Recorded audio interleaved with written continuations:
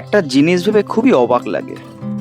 আজকালকার যে কেউ রিলসে প্রচুর আজে বাজে গান দিয়ে ভাইরাল হয়ে যায়, বিভিন্ন রকমভাবে নাচানাচি করে ভাইরাল হয়ে যায়।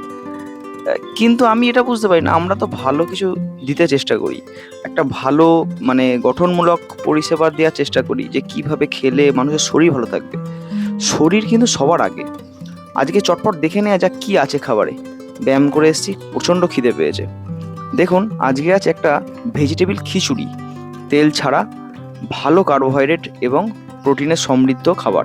আছে আমার লেবু ভিটামিন মিনারেলসের জন্যে, আছে ডিম। এত খিদে পেয়েছে বাকি দুটো ডিম খেয়ে ফেলেছি। অবশ্যই ডিমের সাদা অংশটা, হলুদ ছিল না। আরও একটু ফাইবারের জন্য শশা।